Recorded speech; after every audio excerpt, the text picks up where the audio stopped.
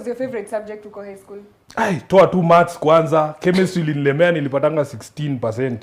Time moja nikiwa form 2 bana, nikaachia hapo. Unajua sasa ilikuwa elective. So zile ma course tulikuwa tunafurahia ni vitu za yani light duties. English, Swahili, history, geography.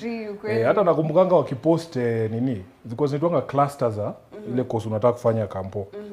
Nikaona tu hiyo cluster ya law imeingiana tu vizuri. Geography, history, ACE, kulikuwa na kitu inaitwa ACE, Social Education and Ethics. Unapiga A zako hapo 5 straight. Unaingia University of Nairobi kama wakili.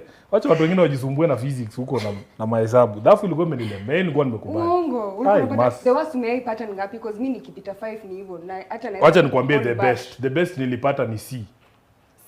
Lakini nilikuwa nakulanga tu E, ilikuwa tunaitanga fork. Ilikuwanga standard ya math nikitoka form 1 mpaka form 4. KCSE ndio nilijaribu nikapata C. I'm telling you the truth. But KCSE mlikuwa nalika? Hapana. Mimi na siwezi kudanganya. Sisi hatukuwa nalika. Mzingu. Dry. Mzingu tulikuwa tunaianga dry. Hii lika imeanza tu juzi kwa prevalent. Lakini kulikuwa na mashule zingine zilikuwanga notorious. Sisi tulikuwa tunasoma. Ukiamburudi shule sasa hivi somo unaenda? Siwezi. Afadhali mniue. Unajua wacha nikwambia hata after nimalize high school I used to have nightmares. Unajua sasa hiyo dome tulikuwa tunalala. Ilikuwa na hizi trusses za mbao. Haikuwa na ceiling. So kuna time nilikuwa after nimaliza high school nilikuwa naota uko unaona hiyo ceiling ya dome. Unashtuka bana, unasema zilikuwa nimemaliza hii kitu. Nimemaliza shule. Unaamka una sweat una sweat bana. Mtu amekurudisha form 2.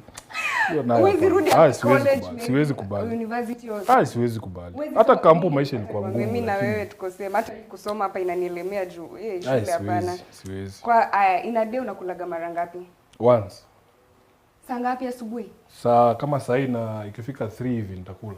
And then that's it for the day. Unajua gym ilinishinda. So unajua so lazima utilize moja. Lazima uende OMAD ndio at least kamwili kasinone sana. So what's your go to meal? Si utaiona hapa tu ni nini wanaitanga aleso. Boiled goat na rice hivyo tu. And that's it. That's it. Do you take coffee ama tea? Coffee ndio hiyo hata nilikuwa nakunywa. Okay. Haya, who's your favorite artist kwa industry? Saizi. Yes. Mwenye unaweza sema ni sema tu Calligraph juu kuna fala alikuwa ananichokoza pale Twitter. Ataelewa. So Calligraph the whole day. Ako sawa. What's your favorite na kuna vijana wengine hapo wanajiita vijana barubaru. Maboy wangu because me like vibe yao. What's your favorite song ya Calligraph? Ikifika usiku sutanipea. Tap give it up. Okay, wewe kumbe ni mnoma hivyo. Kujaribu tu. Mtu hakuna kujaribu gani? Ushaenda Mugithi night ama any of your Ohangala night? Tulikuwa tunaendaga kitambo. By the way, sijui nini ilifanyika na hizo cultural nights zilikuwa kali.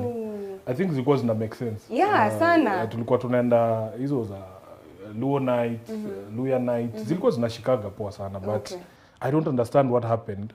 These days they are not as regular as they used to be.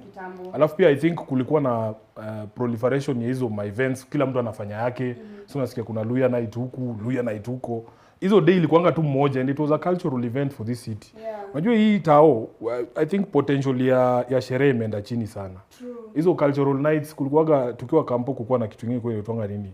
Zile za Sprite. Zilikuwa zinaitwa aje Koji? Man of experience.